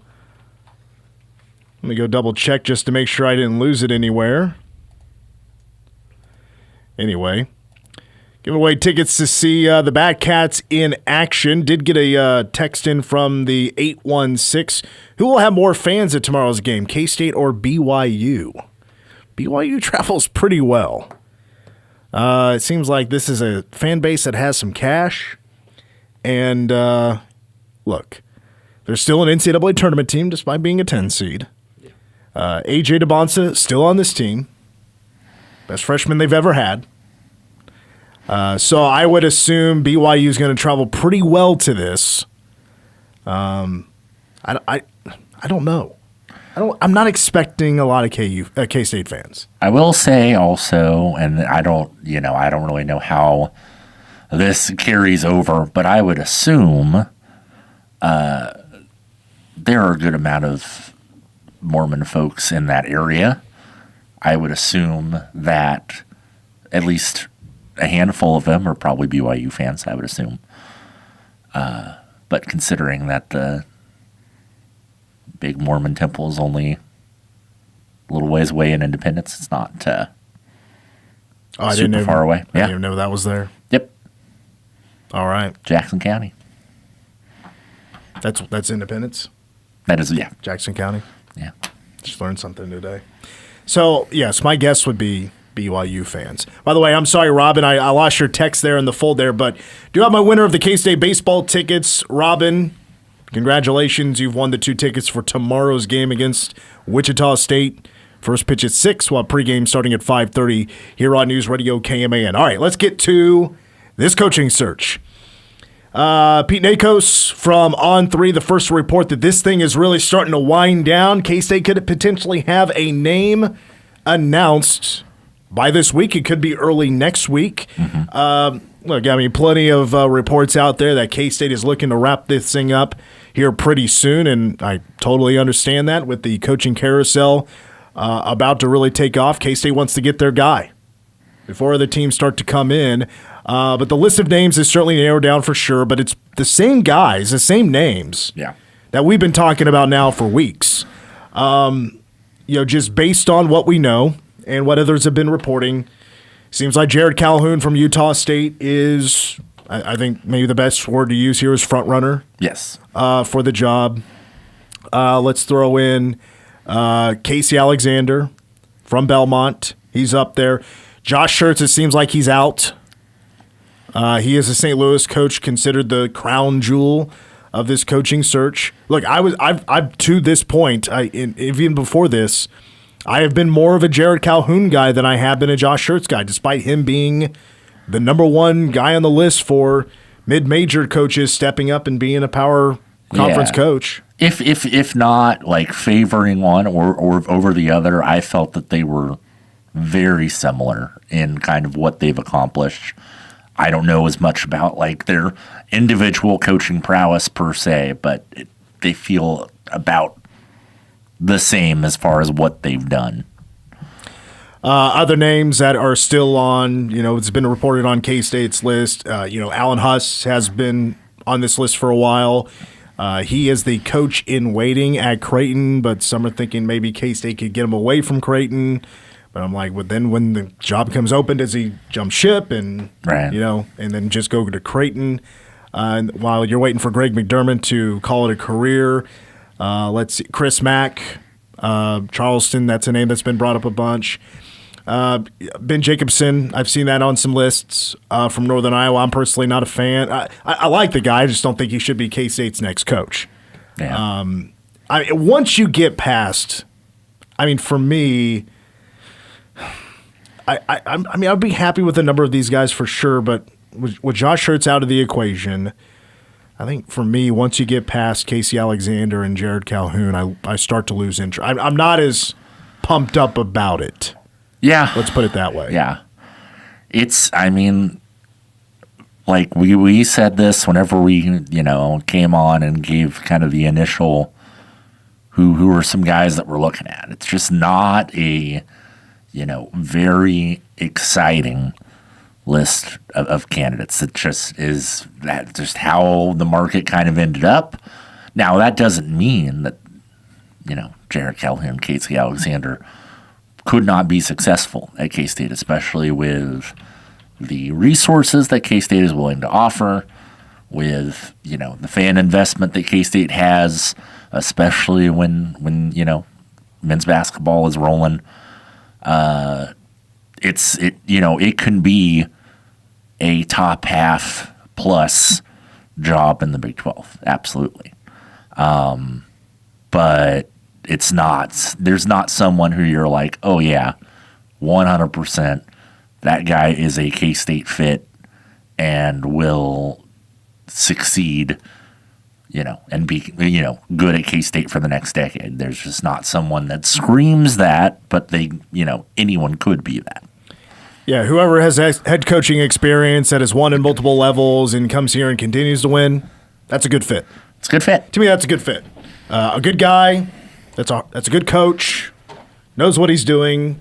I've talked about this before, but the reason I like Jared Calhoun more than really anybody else, based on just the pool of coaches that K-State has a shot at is I just love his balance between jock and nerd, if that makes sense. I mean, has a great eye for talent. Obviously, he's a developer. Has been a winner, obviously, everywhere he's been pretty much. I mean, the work at, for example, Youngstown State. I mean, talk about a god-awful program and turned it into a winner. Conference championship, had never had one in that program's history. Got that. Go a step before that, Fairmont State. I'm using somebody else's words here, but turned that program into a national powerhouse. Okay for the D2 level. We can call it that. Made it to a national championship game. Won a ton of games there. And, of course, Utah State right now is in the line to be a 7 or 8 seed, is going to win, has won a conference championship, is going to go to back-to-back NCAA tournaments.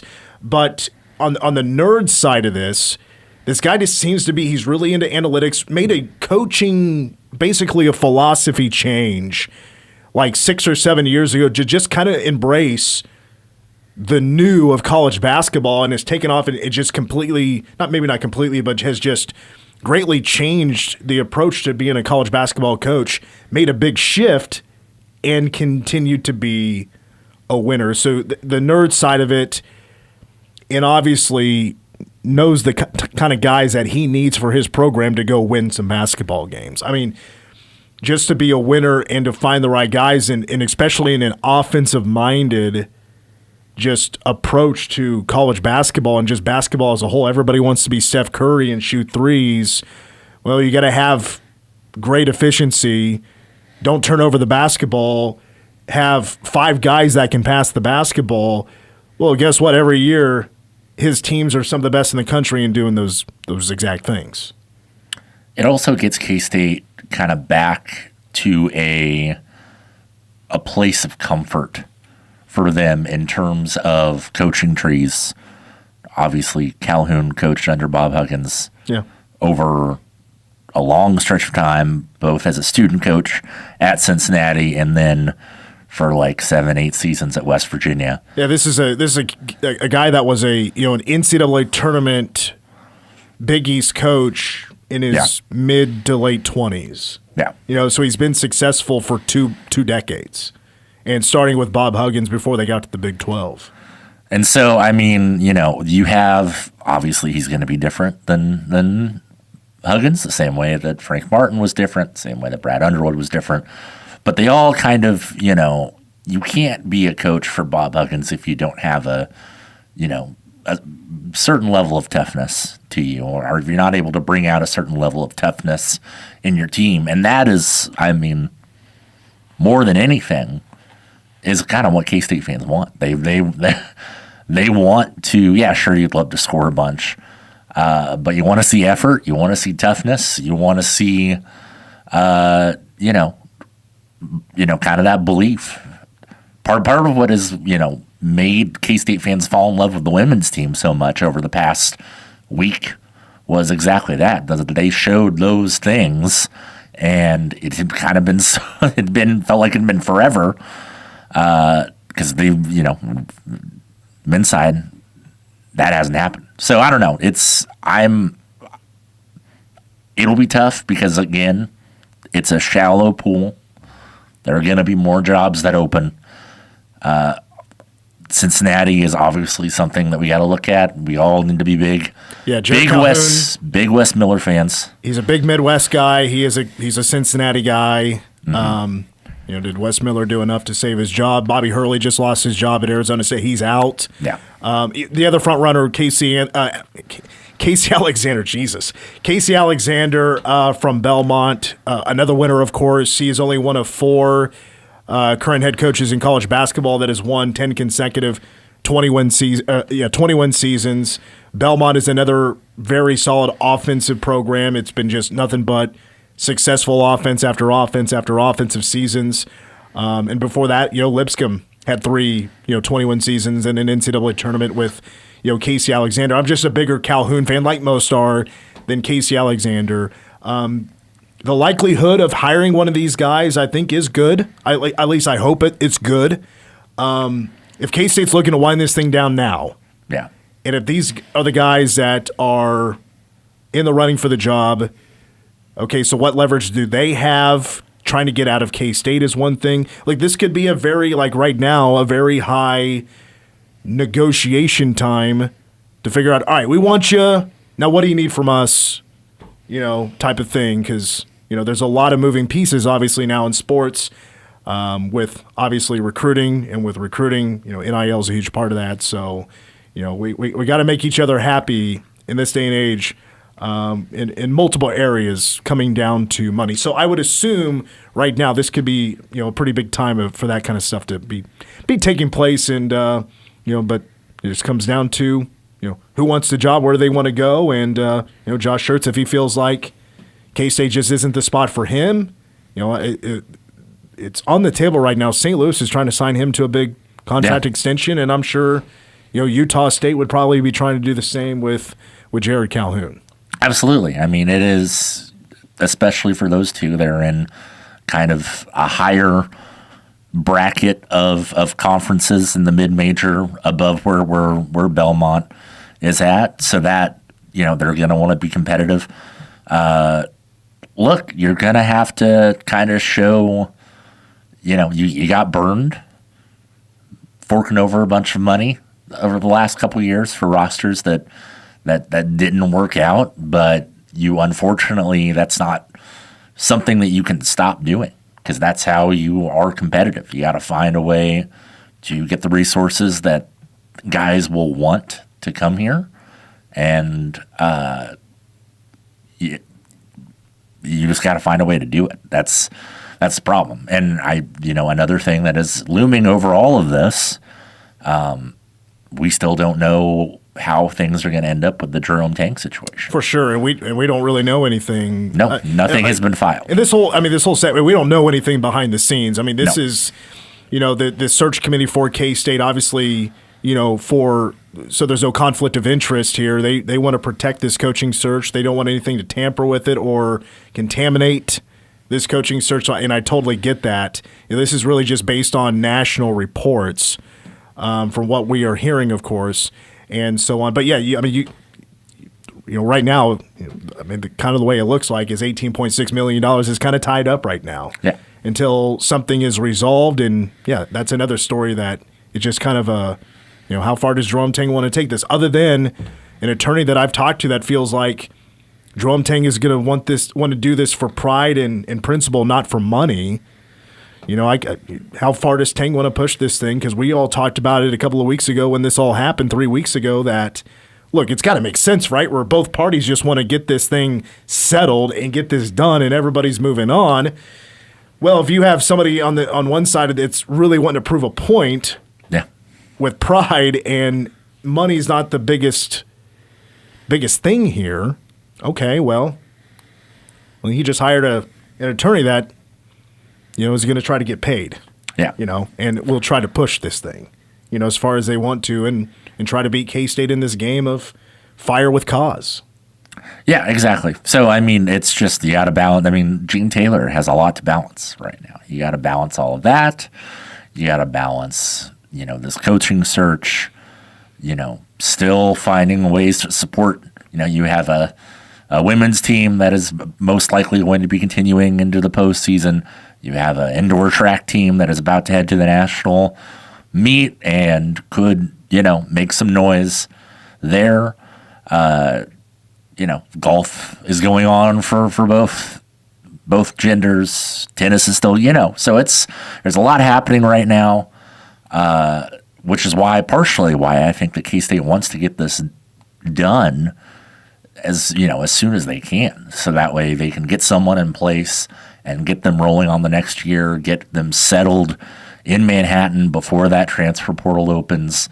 So that way they can get a staff built and get that rolling, because that's going to be absolutely huge. And it's been proven time and time again. Jerome Tang did it himself. You know, you can flip it in a year in basketball, for sure. If you get the right guy and you get the right players in with that guy, you can go from being the second worst team in the Big 12 Conference to competing for a Big 12 title. By the way, from what understand as well. I don't know if Josh Schertz has been completely ruled out. It depends. But it seems like he's just not, for whatever reason, just K-State's not the spot, I guess. In terms of reports, like national reports goes, I've seen a couple that have he said no thanks. I've seen a couple that are like, oh, it's still up in the air. From what I understand, it is not kind of where the focus is being led right now. I could see Josh Schertz, who I could see him easily. I've talked about this before, wanting a particular job to open up. Some coaches want to go back home. Some coaches want to coach for their alma mater, stuff like that. I mean, I'll look at Syracuse. I don't know if it's a done deal, but I could see that job easily opening up, and so many coaches would want that Syracuse job. That's a huge job in college basketball, and Josh Schertz is a New York guy, so that's why I just see the fit there. I think Syracuse would give him a lot of tools to be their guy. Yeah, absolutely. I mean, they have, I think over the span of time, probably the history is not too different from K-State, but obviously they have some rings to go with their history as well. So expectations high, and they haven't been that way last couple of years for the Orange. All right, we got to take a break. We'll take our final break. We'll wrap up Wildcat Insider when we come back on KMAN. You're listening to Wildcat Insider, Radio Sports Beat with Freddie Coleman. Come on, NFL. Let college basketball, let the NBA, hell, let college softball have a little something early March. First day of NFL free agency, and all Roger Goodell broke loose with all the signings here, all the signings there, cuts here, no cuts there. That has always been the beauty of the National Football League, because you're going to say this team won, this team lost after the first day of NFL free agency, when the ultimate winners are two people. Number one, us as fans, and number two, the National Football League. That's why they continue to be the biggest, baddest boy and girl in the sports jungle, no matter who you like or who you don't like. But one particular guy may overplayed his hand, and that guy's probably Daniel Jones, quarterback of the Indianapolis Colts, at least for right now. He wants in excess of $50 million per year with a contract. If you're the Indianapolis Colts, you're looking at him saying, have you lost your rabbit behind mind? But that's always the beauty of the National Football League. In 60 seconds, I told you about Jason Tatum of the Celtics. Okay, class, let's begin. Psst, love your boots. I just sold a pair like that on eBay. Oh, really? Yeah, it took like 2 seconds to list, and they sold almost immediately. I've been selling everything lately. Some chunky boots, a faux fur coat I never wore, and a vintage chair that was more of an expensive clothing rack. You know, I actually bought these on eBay. Wait, are you Kitty Sell Stuff from Brooklyn? Okay, quiet, please. Find what you love, sell what you don't. eBay. Things people love. I'm Boomer Esiason. My mom died from cancer. She was only 37 years old. She didn't have life insurance, and that was devastating for my family. That's why having life insurance is so important to me. Ethos makes it fast and easy. Get a quote in seconds, apply in minutes, and get same-day coverage. You can get up to $3 million in coverage with no medical exam. Get your free quote at ethos.com/play. That's ethos.com/play. Paid spokesperson. Time spent on application may vary. Online health questions required. I'm going to use a word that was used by the late, great NBA commissioner, David Stern. Palather.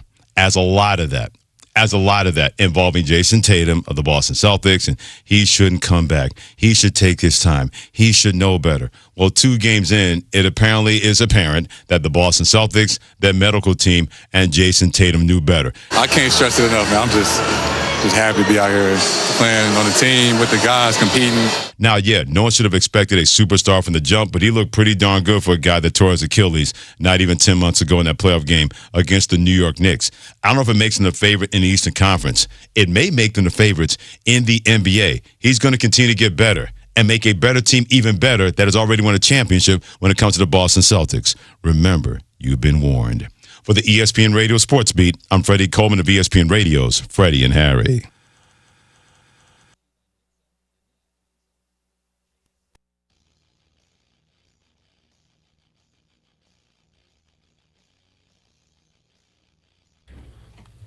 Well, of course, this week in the Big 12 is the Big 12 tournament starting tomorrow. First game up is the 12-13 matchup, Arizona State and Baylor. All games tomorrow on ESPN+. Followed by Cincinnati and Utah. We do have a winner of the amazing last place race. And it is the Utah Utes. They finish in dead last. Congrats, Utah. So that means K-State is the 15 seed. Cats and BYU will tip off at 6. 8:30 is Colorado and Oklahoma State. If K-State wins on Tuesday, they'll play again at 6 o'clock Wednesday against West Virginia. And then at Houston, which was the last game for Tang, and it was like, hey, kind of played better than we thought we would. So, Tim, do we see a Cinderella run for the K-State men's basketball team? You saw the first one. Can we get a second? Does that pumpkin have tournaments? Anything can happen. You have a dynamic scorer like PJ Haggerty. He could go off. I would feel a lot better about that if they had Abdi Bashir, but it just doesn't seem like that's going to be a thing for the rest of this season, and so I think a one and done is very likely. We'll get the availability report. I'm not going to rule him out. Well, no, but I mean, he was supposed to be back by now, and then he's not. But gosh darn it, he's been quite the. He's holding it down. Good vibes on the bench. On that bench, that's for sure. Someone's got to. All right, that's going to wrap it up for Wildcat Insider. No show tomorrow. We're back on Wednesday, 4 to 5:30 most likely, in case K-State wins. And then another Power Cake game day at 4 o'clock. But that's going to wrap it up. For a more toned Gavin Hyatt, for Tim Everson, I'm Mitch Fortner. Go Cats. Getting you closer to the locker room than anyone else. This is Wildcat Insider. Wildcat Insider, an exclusive presentation of the flagship station of the K-State Sports Network. News Radio 1350, KMAN. Every guy deserves a proper fit for his wedding or formal event, so why go anywhere other than a men's store for his wedding apparel? Come to the experts at Bork Brothers Menswear, a store that truly knows how to fit men. We specialize in tuxedo and suit rentals and sales, featuring the latest fashions and colors, and now the new Dutton Western collection. Rent or purchase with confidence from Manhattan's leading menswear and wedding apparel experts. Bork Brothers Menswear, Setchalk Commons, or online at borkbrothers.com. Spice up your event with Qdoba Catering. Our burrito bowls, nachos, and salads will taste oh so delicioso with juicy smoked brisket and adobo marinated grilled chicken. Fresh fajita veggies and hand-smashed guac will add a burst of flavor to your meal. Place your order today. Qdoba, united by flavor. Graduations, prom after parties, team meetings, Cinco de Mayo, family celebrations. For any reason, anytime you have a group to feed, Qdoba Catering is perfect. Give us a call or order online today. Throughout every community in Kansas, you find hardworking people who make our state better.